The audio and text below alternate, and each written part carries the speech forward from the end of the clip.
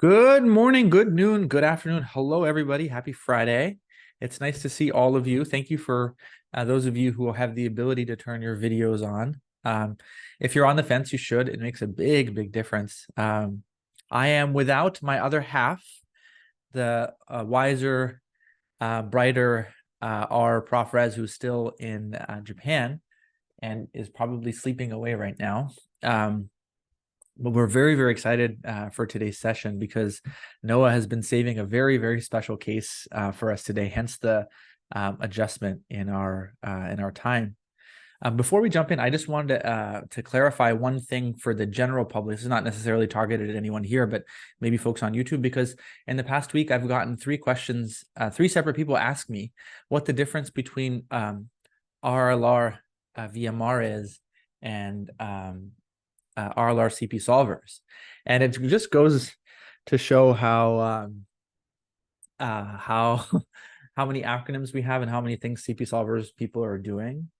So RLR stands for Reza loves Rabih, or Rabih loves Reza. And it is really just the fact that we have been on this journey for 5 years together, literally like texting every day continuously for over 5 years. And we do a lot of things together with regards to CP solvers, one of which is to hang out here in this space every Friday. We've been doing that basically continuously without exception for as long as VMR has existed.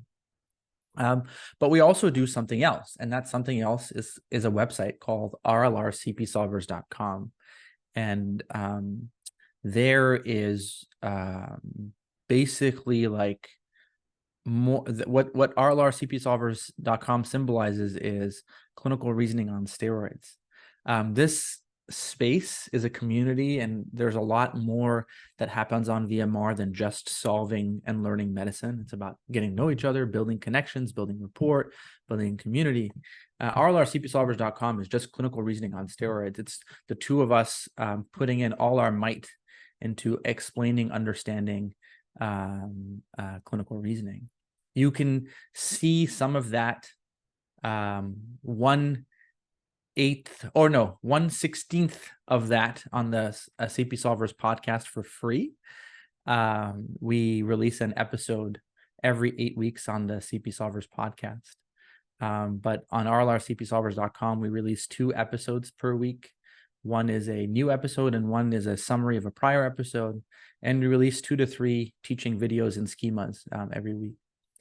This is how we fund what we do. So this is how we pay for Zoom. This is how we pay for all the things that CP Solvers has. But the reason to tell you and clarify it for you in particular is most of the people who are on VMR are international medical graduates, and there is a 50% discount for IMG. So if you're interested in it, the coupon for that 50% discount is RLRIMG. It's very creative.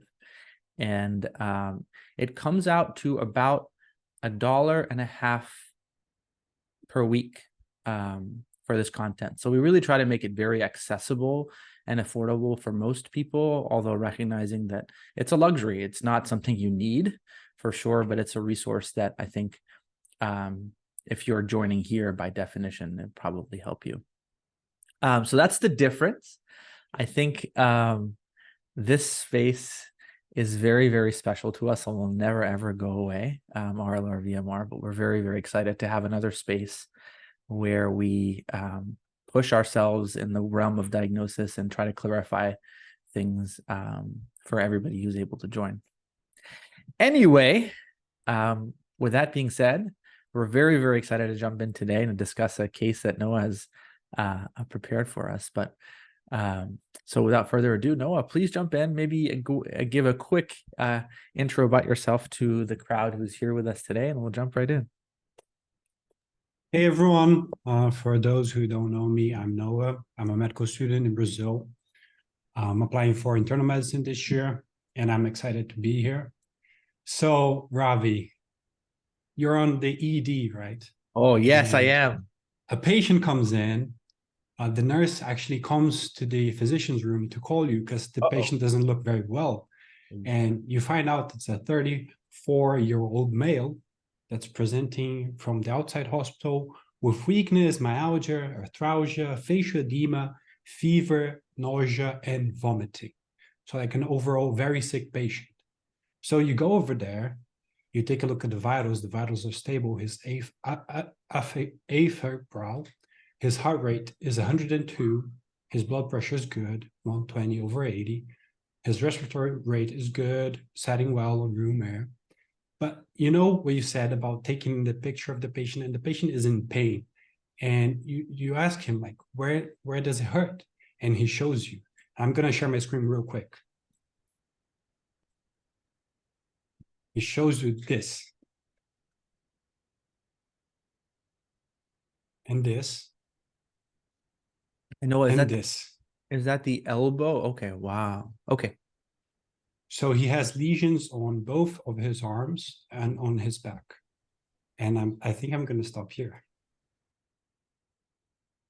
Amazing. Yeah, I can't help but pay attention to all the things that you just showed, including the date on the picture, which is very, very illuminating. Can I just say though, Noah, how does it feel to be telling the story in the way you're telling it right now? How does it feel? It feels good. I Yeah. feel like I'm implementing a lot of things that we go over in the case review committee, and I'm trying to model what I hear on RLR CP solvers. Yeah, this is amazing. I think it's because you're expressing your personality in the way you present, and I think medical presentations are designed to not let you do that. The whole point is to be regimented and strict and to be scientifically robotic, and the purpose of that is so that there's consistency across presentations.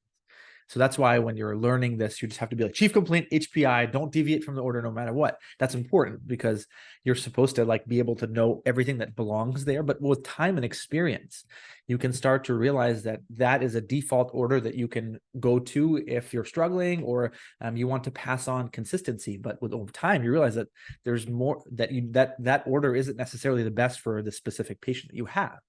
And I think by being able to so eloquently transition from that format to this format, it shows how comfortable you are presenting and how knowledgeable you are. Otherwise, you wouldn't be able to do this. So I think it's very, very clear to everybody in the room that this patient is very interesting, but the historian, which is you, is even more interesting.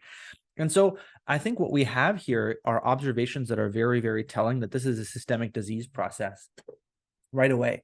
And I think that there's so much that we have to deal with that the first focus should be on what's immediately life-threatening to this patient. And anytime you hear the words facial edema, you have to wonder, the face is swollen, so could the inside of the face be swollen? And could this person have any life-threatening complications, including airway occlusion? And so that's really, really important. So that's the first question. By the fact that the patient was able to be prone for the pictures on the lower back, which may be just the story that Noah's telling us rather than the actual sequence of events, but that tells you that his airway is probably okay. If somebody felt comfortable enough to have him lie on with his head down and his back showing. So we can skip over that. We can be, however, systematic about facial edema because of all the symptoms that you just mentioned. That's the most specific. Fevers have a broad array of differential diagnosis. Arthralgia is the same. Nausea, vomiting, the same. And so if the nurse were to come to me and they were to say, hey, this person's face is swollen, and then I would see the rash, I would probably thinking along the way, okay, I really need to know if the facial swelling is unilateral or bilateral. Any takers from the crowd, I'll just open it up to the group, what your reflex would be if you thought the patient, what your reflex is on the difference between unilateral and bilateral. And I'll pause for 30 seconds just to get input from the crowd and encourage those of you watching this later to be like, unilateral versus bilateral, what does that fundamentally mean? 30 seconds.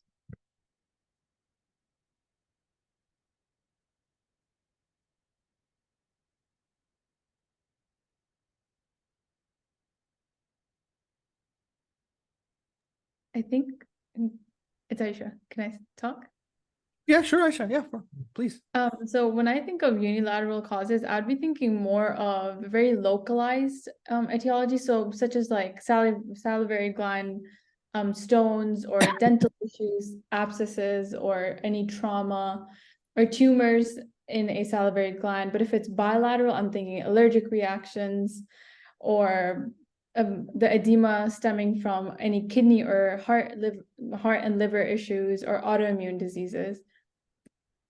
Yeah, no, 100%, exactly right. I think the premise is that everybody in the chat is reiterating, Aisha, is that unilateral swelling is a local disease, bilateral is a systemic disease.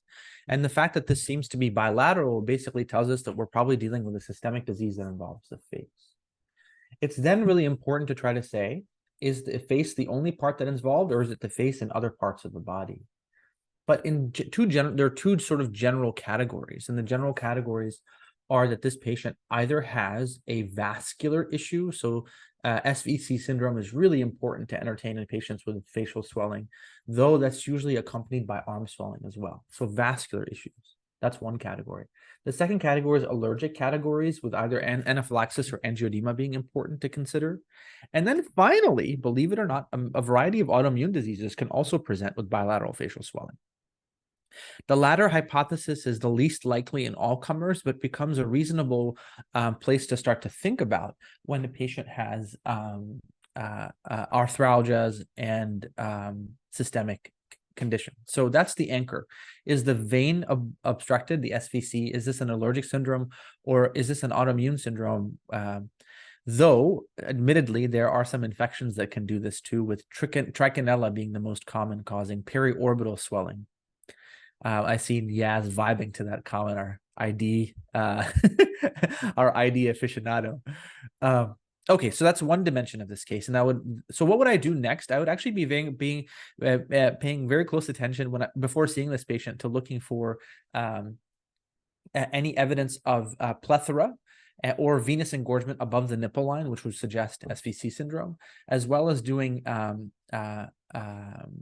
as well as studying what happens with elevation of the arms, because that can further compress any external compression on the SVC. But when we go and see this patient, we actually are struck by something else, which is that he has what appear to be widespread necrotic appearing ulcerative lesions. They're scattered on his extremities. I couldn't quite tell where they were, but it doesn't matter. I'll tell you why it doesn't matter. Widespread ulcers in an atypical distribution. So let's pause again. And I'd love for you all to type your thoughts in the chat about this question. And for those of you on YouTube, think about it. What is the most common cause of a skin ulcer?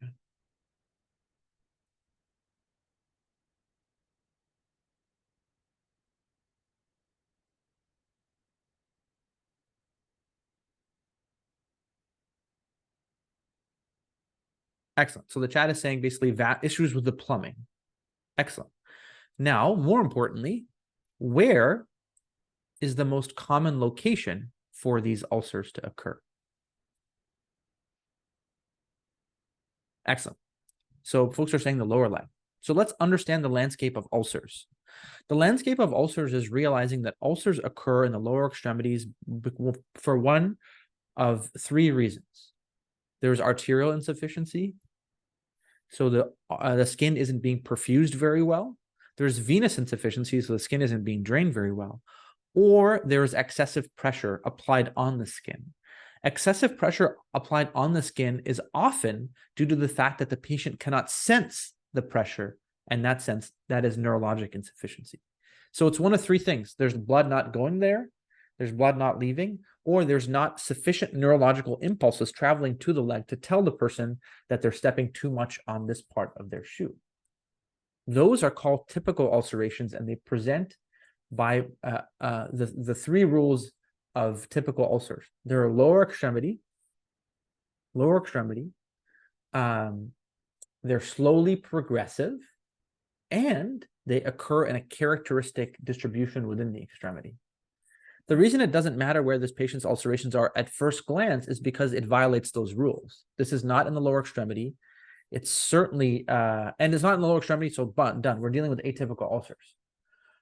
What causes atypical ulcerations? It's skin cell death or skin necrosis without an issue with perfusion or healing. So the question is, what causes necrosis when it's not ischemia or perfusion issues?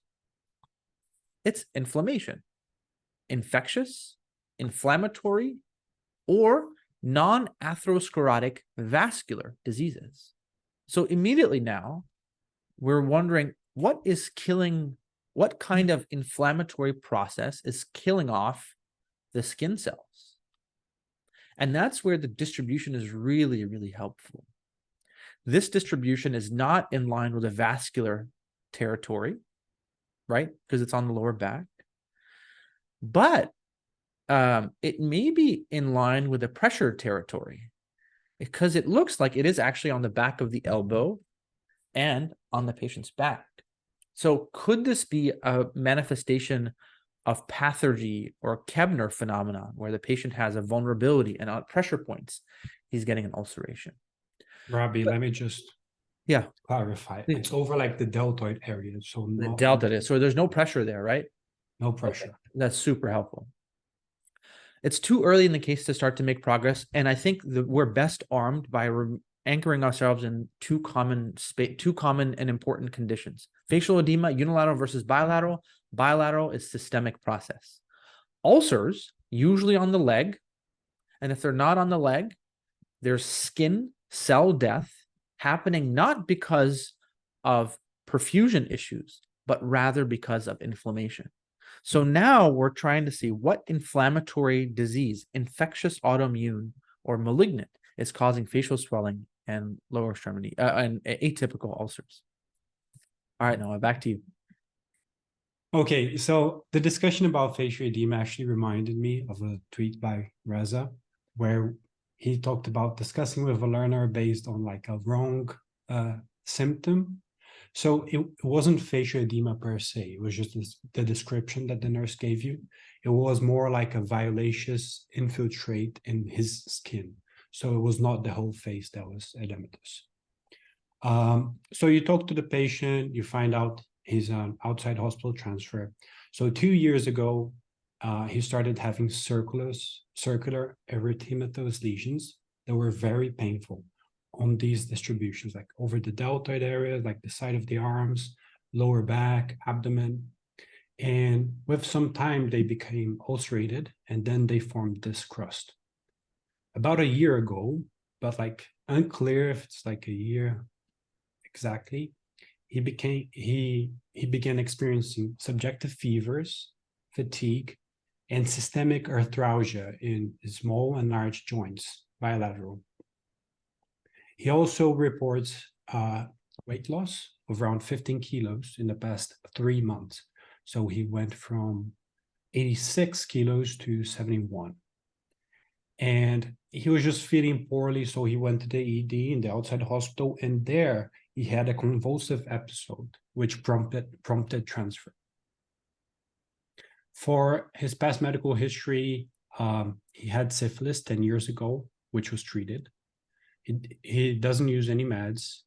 He has no relevant family history, social history. He was a drug user, so he smoked crack cocaine about 10 years ago, but after the syphilis incident, he stopped. He's currently a cannabis user and smoker. I think I'm going to stop here. Yeah, I think what has changed now is we know that there's not so much edema, but a facial rash, and studying that rash closely will be very, very important.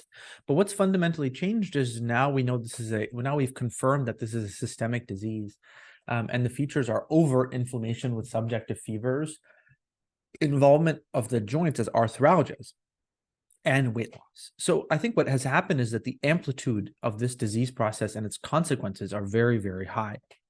But there's one thing that's really, really interesting, which is the time course. Because if you're studying if a person has an infectious condition, a malignant or autoimmune condition, the longer the disease process can last without catastrophe, the more likely it is autoimmune in nature. There are exceptions. There are kinds of infections like Whipple's disease that can devastate a patient for decades. There's also cancers that can progress so slowly, like Hodgkin's lymphoma, that can last for a long time. But in general, the longer a disease process goes on without a specific diagnosis, the more likely it is autoinflammatory in nature. And that line of thinking is further corroborated by the patient having symptoms that tend to be more autoimmune in nature, which is that the patient's joints hurt. But the reason we don't jump there is because you can never immunosuppress somebody for their autoimmune condition without making sure that they don't have cancer, or that they don't have an infection. So while probability prioritizes autoimmune disease, the workup is no different. What infections do this? What autoimmune disease, what cancers do this? And I think that the first priority is infection. And here, the infections that we'd be entertaining are ones that cause skin ulcerations with a systemic fingerprint. And a helpful branch point is to first ask, well, let me actually make a more proximal point. So now if you're with me, what we're going to talk about is understanding what kinds of infections cause widespread skin ulcerations. And if you remember a couple of VMRs ago, or maybe it was an RLR or CP I can't remember. It merges for me too. But anyway, we were recently blabbering about two kinds of infections. Infections where organisms that live on your body infect you. Those are called infections by commensal organisms, staph, strep, and those usually cause a focal infection, a pneumonia, a cellulitis, infection in one spot. In stark contrast, exogenous organisms, which come from the universe, usually when they infect you, they cause widespread infection because your body's not used to them. COVID, great example, widespread symptoms. You have URI, but you feel lousy everywhere. So when you have widespread ulcers, you should immediately be like, well, I don't know if one commensal organism can cause widespread ulcers. I should prioritize the exposures that this patient has, and that's true. Oh yeah, Austin, it was your RLR. Thank you for reminding me. So here, if you're thinking widespread skin ulcerations, what infections? The commensal organisms that do this, there's only one really, and that's an infection called ecthyma. It's a very interesting manifestation of strep and staph, and it's semi-invasive strep and staph basically. That's the only endogenous commensal organism that does it, staph and strep causing ecthyma. Now, the rest of this exercise is thinking what kind of exogenous organism can do this. There are viral organisms that cause ulcerations, but usually not this long-standing. The bacterial ones, there are many,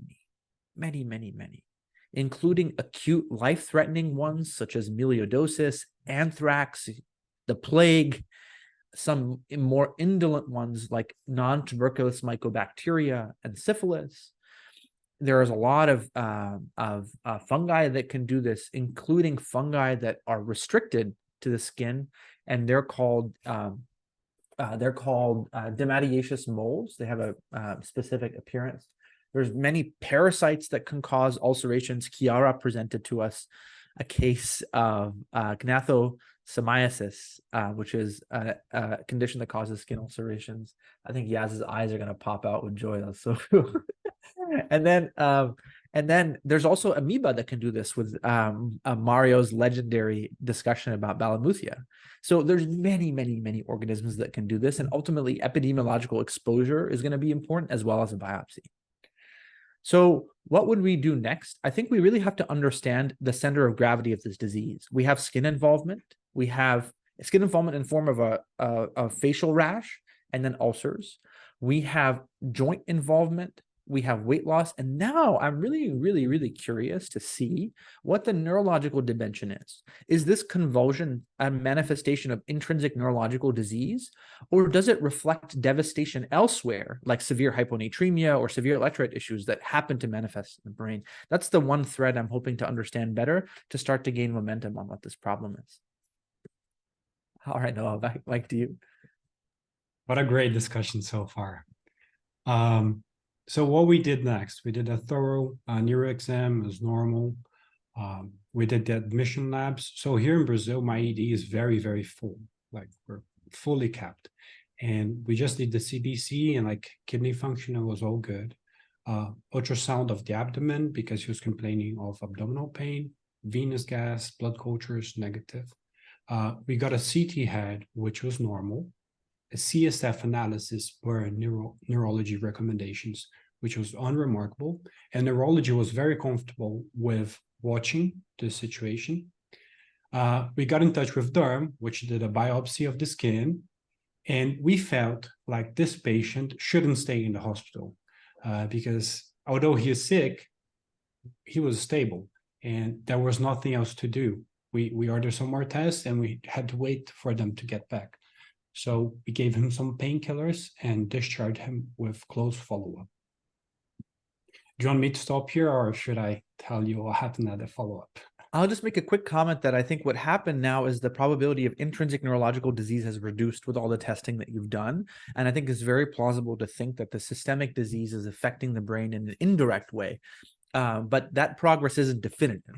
But the more and more negative tests you accumulate, the lower the probability of intrinsic neuro disease, though the remaining major test would be to know if he's MRI negative, and that we'll see if it pans out or not. But that's, I think, the leap that I made with the data you provided.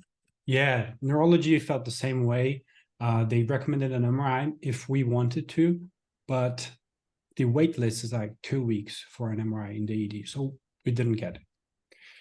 So this patient went home. He was feeling a little bit better with some opioids, and he went to the follow-up. And on follow-up, he looked very, very ill, like much worse than before. So that prompted the doctor to send him to the ED again.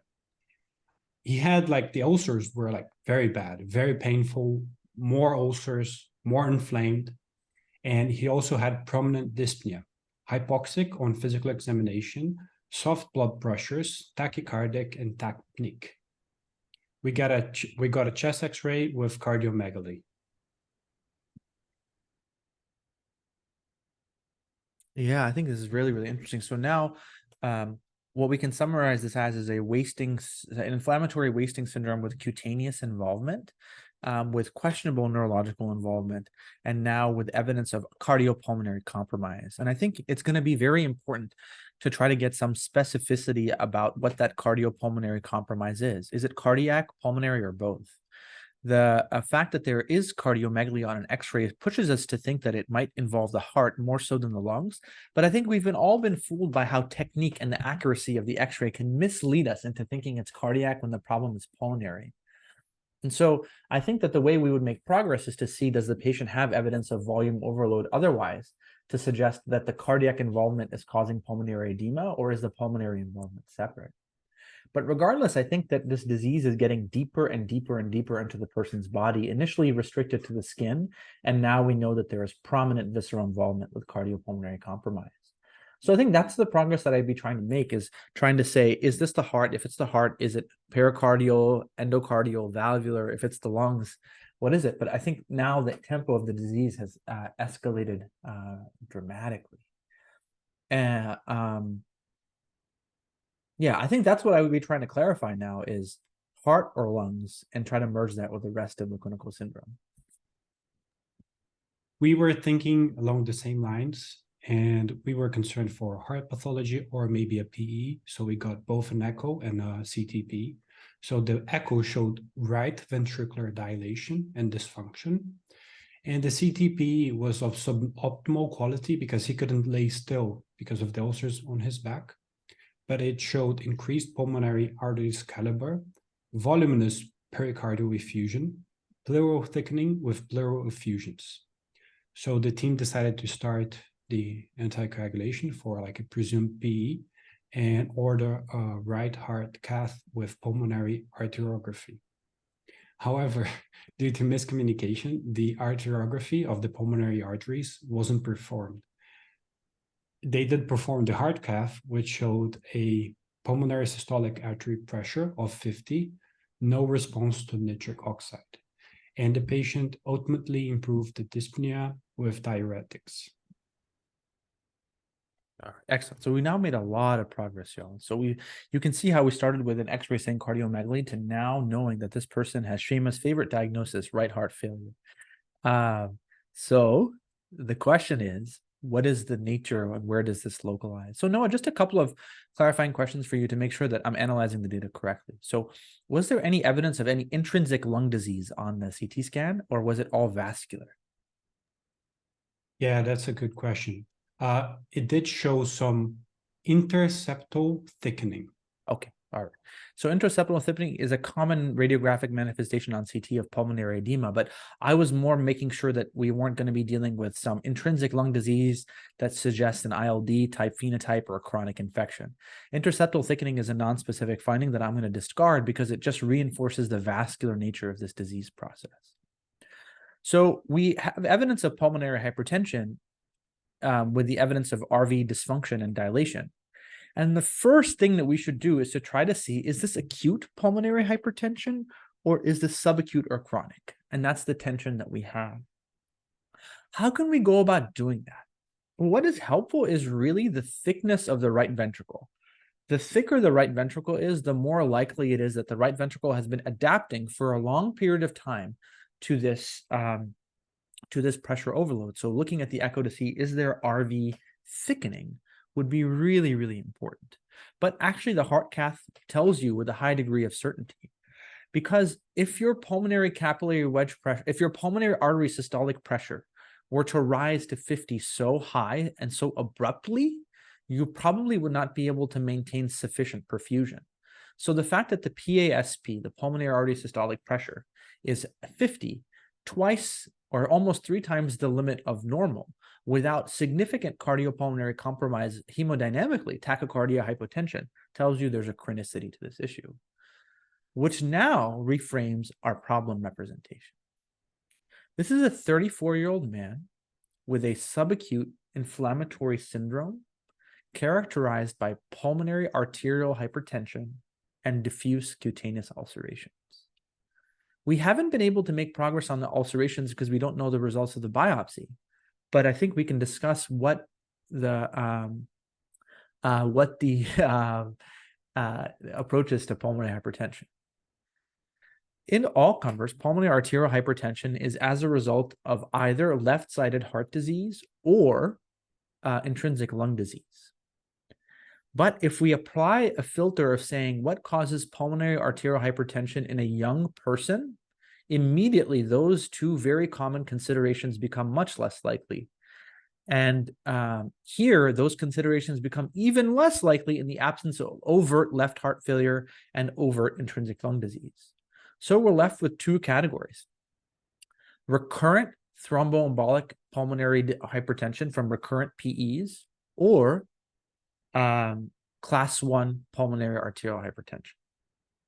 So long story short, you can have hypertension in your pulmonary artery most commonly due to left-sided disease and lung disease.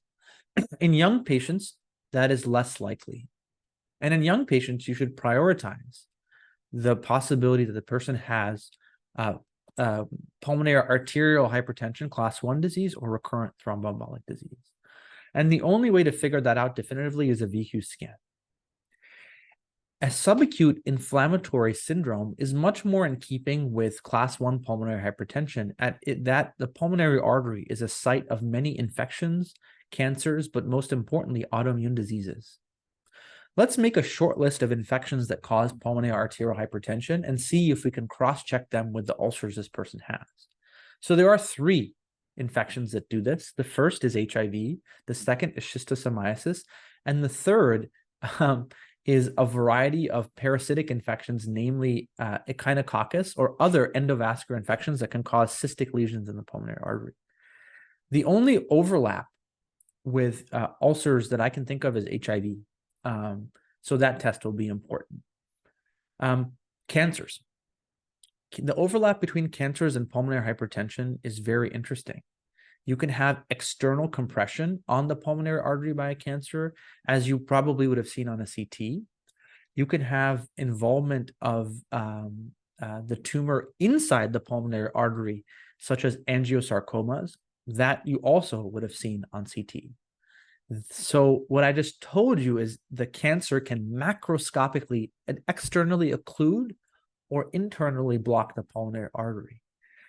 Microscopic overlap, microscopic malignancy and pulmonary hypertension can be the result of what's called tumor thrombotic microangiopathy, TMA, or can be the result of hematological diseases such as POEM syndrome. But none of these considerations really overlap with an ulcerative disease. And instead, I think we really should think about what autoimmune diseases can do this, in large part because there's a decent overlap between autoimmunity and skin ulcerations. So what are those? Let's just make a list of autoimmune diseases causing pulmonary hypertension in general, and the most notorious cause is scleroderma, not because it's the most common, but actually it has the most rate of pulmonary hypertension. Lupus does it with less frequency than scleroderma, but lupus is a much more common diagnosis than scleroderma. So those are the two S's. Of those two, scleroderma is much more likely to cause ulcerations than lupus, but as he has just said, perfect timing. Lupus can be complicated by antiphospholipid antibody syndrome, which can cause skin ulcerations. After you think of those two tiers, there's a second tier, and that second tier is thinking about mixed connective tissue disease and then the dermatomyositis. In this patient with a rash around the face, scleroderma and dermatomyositis becomes really important things to think about. Dermatomyositis in particular in this patient, a specific kind of dermatomyositis is known to cause widespread ulcerations, and that's the MDA5 dermatomyositis. So what would I be doing next? I think there's a lot of momentum towards autoimmunity in this patient now, initially prompted by just how long he's been sick, and now prompted by the fact that he has pulmonary arterial hypertension. So we can do our autoimmune testing. And I think our initial reflex with autoimmune testing begins with getting an ANA in patients and subserologies. But in this patient, because of our specific consideration of the myositis, I would probably get a CK, recognizing that there are some forms of dermatomyositis that are actually CK negative. So a negative CK would not be helpful. I've talked a lot. I know Noah has the skin biopsy up his sleeve, which will be very informative, I'm sure. But I think blood testing would also help us gain some momentum in this case. Yeah, ask and you shall receive. So the skin biopsy showed chronic dermatitis. Basically inadequate sampling, and they couldn't get anything out of it. Amazing. Master poker player there. Noah, well played, well played. So at this point in time, people were like, okay, this patient's very sick. We already discharged him once from the ED. If we discharge him again, he's not going to survive until the follow-up. So let's admit him and keep him in the hospital until we have this diagnosis figured out. So we did a very comprehensive workup, and I'm going to only say like the relevant findings. And if there's anything else you'd like to know, you ask me and I can tell you if it's negative or can I interject with one thing? I also Yeah. think, just FYI, I think an SPEP would be really helpful. Paraprotein analysis is important in this patient for a variety of reasons, but I'd throw that in there too as an initial request. Okay, no SPEP. Excellent. Oh, okay. So for the CBC, we have the hemoglobin of 8.4. So it fell from 12.4 to 8.4 in like a month. White blood cells, 3.8. It fell from 6.4 a month ago. Platelets of 256. We have ALT of 152, AST of 43, GGT of 206, PCR of 12, LDH of 694, albumin of 2.3, ESR 120, UA with protein and RBC, like just positive. Triglycerides 586, CK 1198. This mirror showed few schizocytes, ferritin 3105, C3 and C4 were low. Negative for hepatitis. The syphilis titers were like compatible with cure. It was negative for HIV. Blood cultures from the previous ED admit were negative. We also have a urine protein creatinine ratio of 0.94. And yeah, okay. Do you want the ANA now or in the next aliquot? Oh, no, I can see that you're holding it back, so let's hold it back. I think this is just, by the way, y'all, I just want to emphasize that you will have people like Noah reviewing your cases and helping you learn and grow from them if you submit your case to the case review committee. This is the value of that. You're like literally seeing a master who is deliberately holding some tests from us, but you never can trust him because he might just tell you the ANA shows evidence of chronic dermatitis. And so you might be stuck. But I will tell you that I'm glad we don't have the ANA, Noah, because you help us really actually make a very strong case to get the ANA. And this is the data that tells you if you haven't ordered it, which ANA is not a first pass test in many instances. So if you're just seeing this patient who is critically ill, who has pulmonary hypertension, you're probably not going to like think, oh, let's sit here and wonder, but like, let's talk about what this data says. Whenever you have acute anemia on the order of weeks or days, it really prioritizes blood loss or hemolysis. And we learned that this patient's hemoglobin went from 12 to 8 in a short period of time.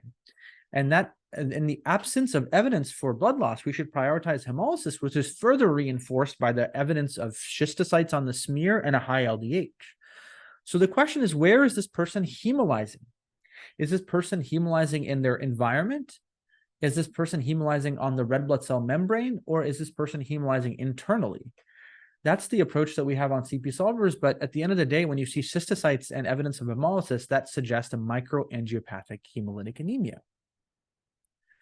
And so what kind of microangiopathic hemolytic anemia might this person have? Well, when you're in the world of worrying about autoimmune disease and you're trying to say autoimmune plus MAHA, you should really think about three things. Could this person have lupus with either APLS or TTP? Or could this person have scleroderma, and scleroderma causing renal crisis? What's the case for lupus? The case for lupus is the concomitant leukopenia, a diagnostic criterion for lupus. What's the case for scleroderma? The pericardial effusion. A pericardial effusion is present in the vast majority of patients with scleroderma renal crisis. Vast majority. And so you have a case actually for both causes of autoimmune hemolytic anemia with both lupus and scleroderma. You then have muscle involvement with the CK elevation, and that really starts to paint a picture of looping in the inflammatory myosidities. Most concerning of all is you have a case for autoimmunity, and then you have evidence of glomerulonephritis. Not just any kind of glomerulonephritis, but hypocomplementemic glomerulonephritis. What isn't in line with glomerulonephritis alone is the patient's LDH. What is glomerulonephritis? Glomerulonephritis is an inflammatory disease of the glomerular capillaries. What is MAHA? MAHA is a disease of the renal vessels that are slightly bigger than the glomerulus. Because of the schistocytes and the glomerulonephritis, I'm worried that this patient has involvement of the small vessels, i.e. glomerulonephritis, but also the medium vessels in his kidney. And I am most worried about an overlap syndrome of lupus, scleroderma, and an inflammatory myositis. I think the ANA is going to be a crucial test. The real decision and real piece of advice that I have is you have to be very careful giving this person steroids. And that's a question I'd love to ask and have you all wonder. What would be the downsides of giving this person steroids?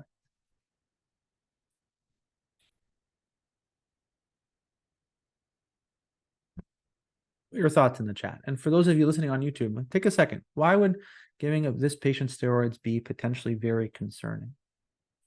Yeah, Shema said it. Steroids are part of the two C's that can worsen a scleroderma renal crisis. The first is corticosteroids and the other is cyclosporin. You have to be very, very careful of those medications.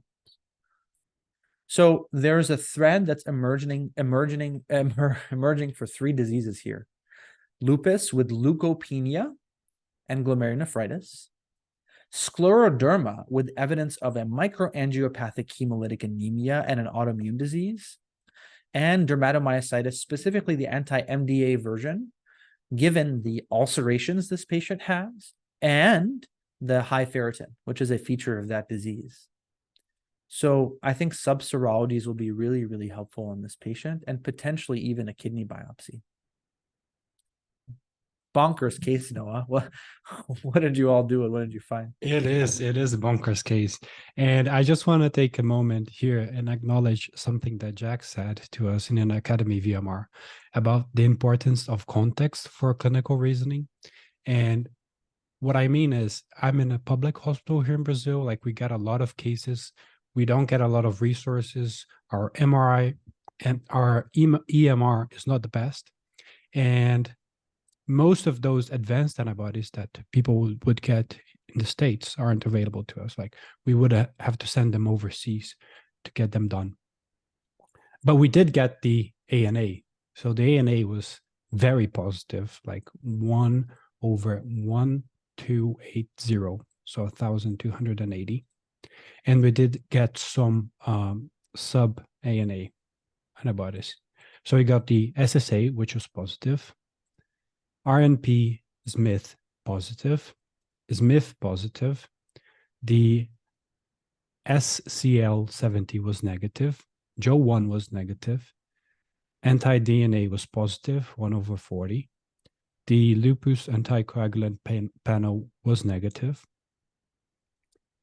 And yeah, so this patient actually was complaining of like increased muscle weakness. And we're very, very fortunate that we have a strong neuro program here. So we got him down there and we did EMG, and the EMG showed a myopathic pattern. Wow, thank you, Noah. This is super helpful. I think that if you're trying to scientifically understand the depths of this disease, you would consider getting an RNA polymerase III antibody, which may not be available to you, but is one of the most common serologies that's positive in scleroderma renal crisis. But the majority of the weight that you have obtained is that the SSA is positive, the Smith is positive, and the anti-double-stranded DNA is positive. And the Smith in particular is the most specific for lupus. So a diagnosis of lupus here is probably certainly made, but the prominence of an overlap syndrome is in the fact that the patient has unless the patient has TTP, which is a consideration based on the fact that he had a seizure and he has schistocytes, that the overlap between lupus and a MAHA with the schistocytes is lower, and would have me wonder if this person has coexistent scleroderma with scleroderma renal crisis, which changes management dramatically because it requires therapy with ACE inhibitors for improvement of renal function. And the concomitant involvement of the muscle with a myopathic pattern suggests a dermatomyositis overlap. And I think dermatomyositis would be the best explanation for his ferritin, his muscle involvement, and his ulcerations, which don't occur in lupus without APLS to my knowledge, and don't occur in scleroderma without a vascular distribution in the fingertips, my knowledge. So I think there's a very, very strong case for lupus. There's a very good case for scleroderma with the pericardial effusion and the microangiopathic hemolysis. And there's a strong case for a muscle disease with the ulcerations, the ferritin, and the myopathic pattern. So I think nuances in management that would face rheumatology is, do I give steroids even because I think there's a good component of lupus, but what about scleroderma renal crisis? And then how do I treat this patient long-term, because the treatments for these diseases are different. I don't know the answer to that, but I know that this feels a lot like there's a thread for each of those three diseases. Very interesting. Our team actually did not think of scleroderma, and we're more thinking along the lines of lupus. And we felt comfortable in giving this patient steroids. So that's what we did. We started doing like post-steroid therapy, and he improved. Like, overall, he looked way less sick. However, the skin rash was getting worse. Oh, very, very interesting. Yeah, I think that, wow, the rash getting worse is very, very interesting. I think that, Yeah, this really causes us to pivot and say, like, okay, is the rash actually part of this clinical picture? And is it representative of a separate diagnosis? I think that when you've sealed the deal in some respects of the diagnosis of lupus, you have to recognize that patients with lupus are inherently immunosuppressed, especially those with congenital lupus when they have complement deficiencies. So often it's important to revisit the notion that that they have revisit the possibility that they have a infection driving their rash. And I'm trying to think of if there's any specificity that I can think of in terms of infections that can do this beyond the general schema that we talked about. It's also important that whenever you have a patient with multiple overlap autoimmunity, to wonder, could they have a paraneoplastic process that's driving all of this? Though I'm sure you have a lot of imaging to reduce that possibility. So if the rash isn't getting better, I think the things I would be thinking about, well, actually, is this a dermatomyositis overlap? And does that need specific treatment? Although the steroids should probably get that. Is this an infection that is heralded by the immunodeficiency associated with lupus, or a paraneoplastic process that's underlying all this? And finally, could the rash be a consequence of this patient's prior drug use, with levamisole contaminated cocaine being a consideration, and more these days, xylazine contaminated fentanyl? So those would be things I'm thinking about. And I think your only chance really is probably a repeat and better skin biopsy of a more active site of the rash to try to understand what's at play. And now I have a headache from thinking about this case, just FYI. So that's what we did with the biopsy, and we kept him in the hospital for a few days. So during the few days that he was there, he had like a lot of complications, had skin infections, like secondary bacterial infections. He had like abdominal pain with like distended gallbladder on ultrasound with sludge. Didn't have any signs of instabilities, no intervention, and EMG we already talked about. So the biopsy revealed a mixed inflammatory infiltrate in dermis, lymphocytes and histiocytes, and neutrophils, a single vessel with luminal subocclusion and process of recanalization, subcutaneous tissue with fibrosis and foamy histiocytes, no signs of vasculitis, bar negative, no granulomas.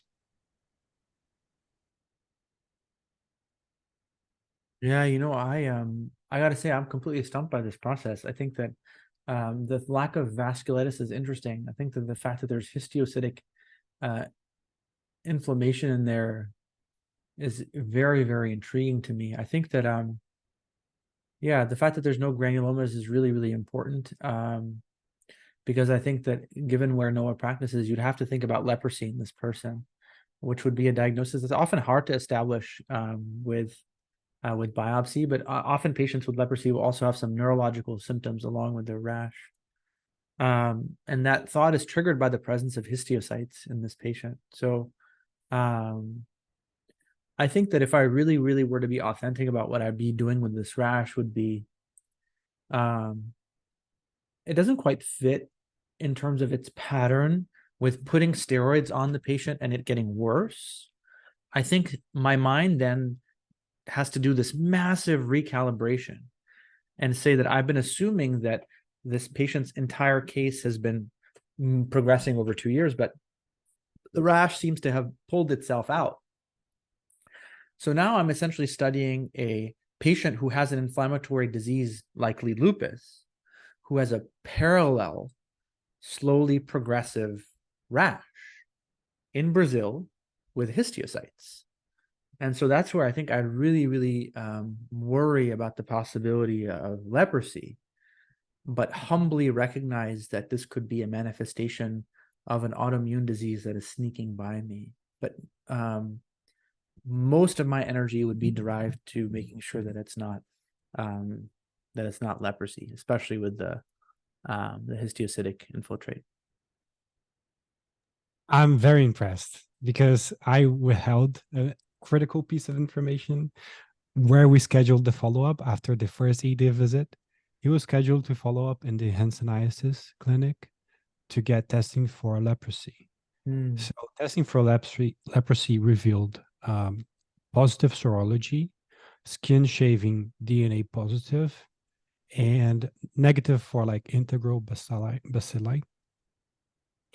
So basically, this patient also has leprosy, and the primary team got in touch with this specialized service, and we decided to start treatment for leprosy as well with rifampin, ofloxacin, minocycline, plus the steroids that he was already receiving, hydroxychloroquine, cyclophosphamide infusions, and thalidomide, because the specialized service thought that this could be an autoimmune reaction to the leprosy that's causing like the skin manifestations, like antibody, like an immunocomplex deposition and causing ulcers and so on. And this patient actually improved in this scheme, but still to this day, like we don't know exactly if it was like a cutaneous manifestation of the lupus or cutaneous manifestation of the leprosy, because this patient does not have any other hallmarks of leprosy. He doesn't have neurological signs. He doesn't have like thickened nerves. He doesn't have like the facial infiltrate. But that's it. The patient is doing much better now and has no symptoms.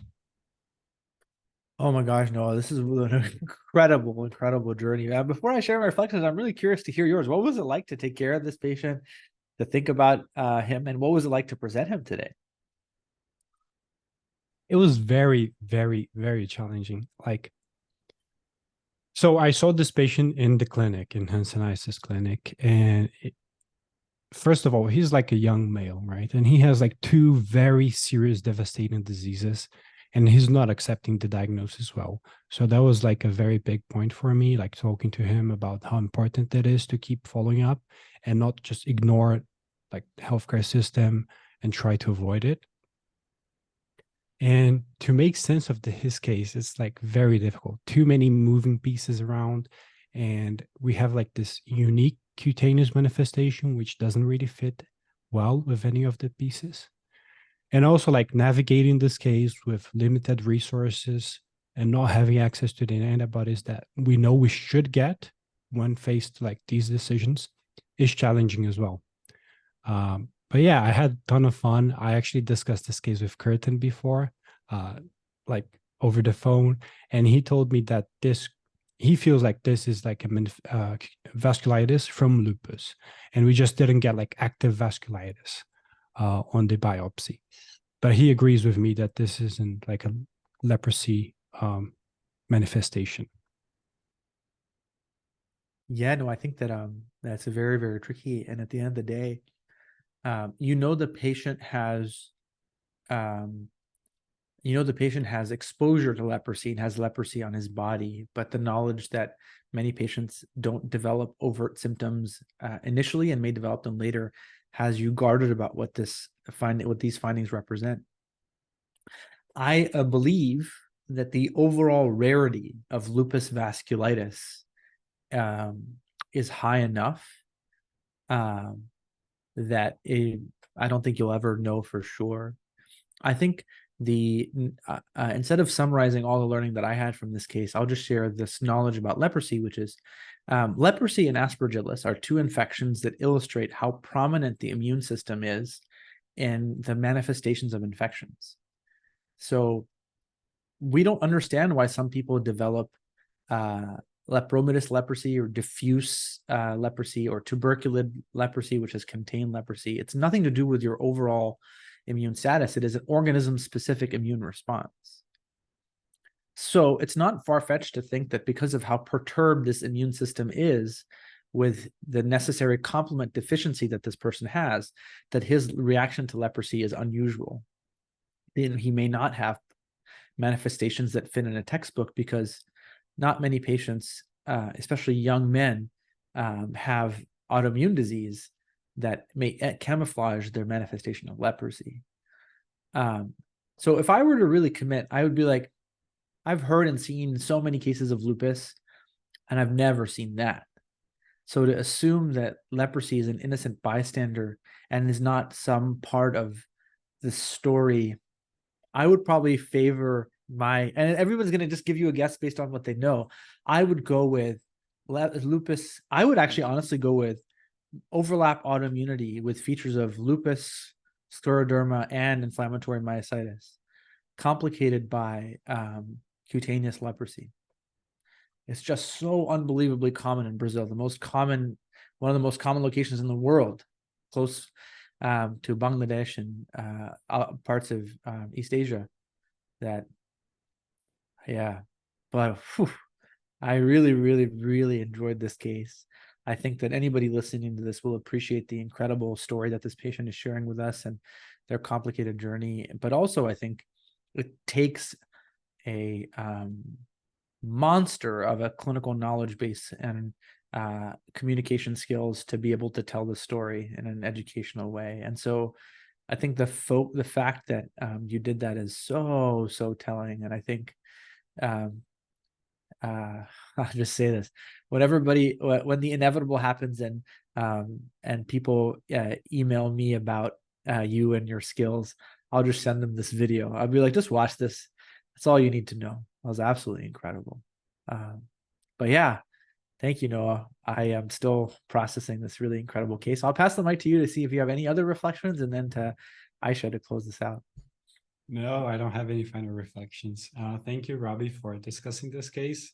And thank you, CP Solvers community, for like having this space where like so many people are here together, very interested in my story and this patient's stories. I feel like so lucky to be here and to be able to share this case with you all. So thank you. Amazing. Aisha, I don't know how you did this, but teaching points look real solid. Take it away. No, well, that was such an amazing case. That was definitely a case that we'd expect from you, and such good presentation. And Rabih, as always, you're always a good discussant. So we started off with a 34-year-old male who presented with subjective fevers, facial edema, nausea, vomiting, and an ulcer. So when there is facial edema, the most important thing we need to do is look for life-threatening findings. So facial edema can cause airway occlusion, but in our patient, he was positioned in a way that would tell us that there isn't necessarily any airway occlusion. So we're good at this stage. And when we think about the facial swelling, we have to consider if it's unilateral or bilateral. If it's unilateral, we're thinking of localized causes such as infections. If it's bilateral causes, it's most likely going to be systemic, so allergic or anaphylaxis. And then we also look for any evidence of plethora or venous engorgement that will indicate SVC syndrome. And then when we are categorizing ulcers, so there's typical ulcers and atypical ulcers. Typical ulcers are going to be due to 3 different causes. Arterial insufficiency that are going to cause lateral ulcers, and that's due to lack of perfusion. Venous insufficiency are going to be medial ulcers, and this is lack of drainage. And the third is excessive pressure on skin ulcers that cause pressure ulcers. And typical ulcers present in the lower extremities and are slowly progressive. When we think of atypical ulcers, it's usually due to skin necrosis with no issues with healing or any perfusion.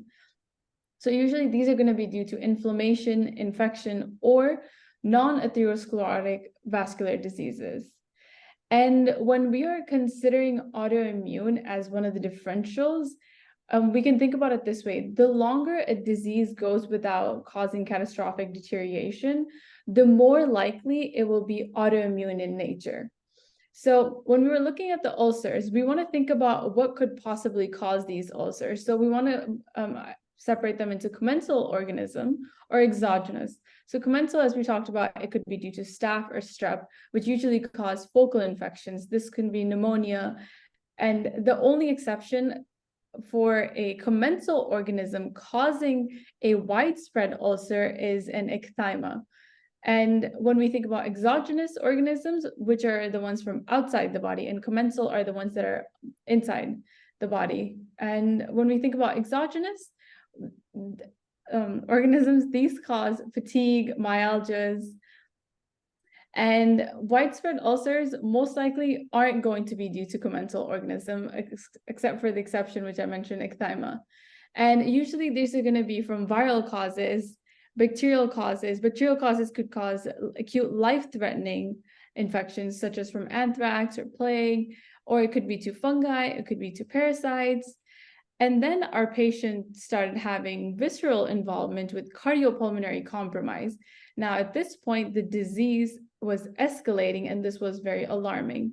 And when we have pulmonary arterial hypertension, we have to think about if it's acute, if it's subacute, is it chronic?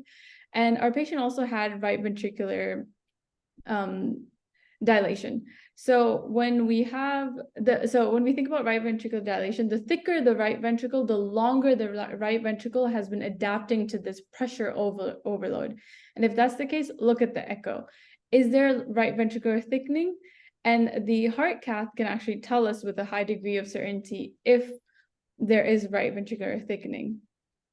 And when we have a combination of pulmonary hypertension and ulcers, the most important thing to consider is HIV, or it can also be due to cancers that can either externally occlude or internally block the artery, and other microscopic malignancies such as tumor thrombotic microangiopathy.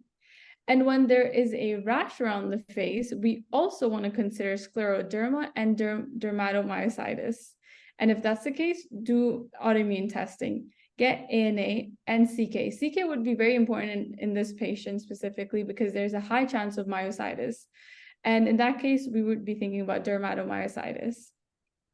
And in our patient, we also thought about acute anemia that was progressing in weeks to days. And that could either be due to blood loss or hemolysis. And in our patient, we prioritize hemolysis because the smear showed schistocytes. And we can say that it could be due to MAHA. And when we're thinking about that, we want to consider lupus with APLS or scleroderma with renal crisis. And our patient also had increased CK, and that could indicate muscle involvement and possibly be due to inflammatory causes. So at this point, we had small vessel involvement, medium vessel involvement in the kidney. Now we were thinking about an overlap of lupus with glomerulonephritis, scleroderma, and dermatomyositis. But in these kinds of patients, we have to be very careful with giving steroids or cyclosporin because they can worsen the scleroderma renal crisis. And this is because it can deteriorate the renal blood flow that's already compromised in these patients, and additionally increase the blood pressure. And if there is scleroderma renal crisis, we want to give ACE inhibitors to improve the renal function. And in this patient, we also had, after giving steroids, there was overall improvement, but the worsening of rash. Now we started thinking about perineoplastic processes or infections that could possibly be due to immunodeficiency or a consequence of a prior drug use, specifically such as cocaine use. And towards the end, we started thinking of leprosy because of the rash manifestations and the foamy histiocytes. And I hope I covered everything we discussed. Oh my gosh, that was incredible. I can't believe you absorbed all of that. That's so cool and so powerful. I think people were really struck by how you were gesticulating and using your hands to make emphasis, which was a marker of a more and more confident teacher. I do that a lot too. I realized that at one point in VMR, I was literally pointing at the camera. So really amazing job. Thank you to all of you for making this happen. And honestly, when the case gets really complicated like this, it's so amazing to see people's faces. So a special shout out to those of you who have your videos on. It really makes it a much more interactive and much more fun experience, despite Noah throwing me in the dishwasher today. It's many cycles of spinning in a really complicated case. All right, y'all, take care. Have a great rest of your day. Bye.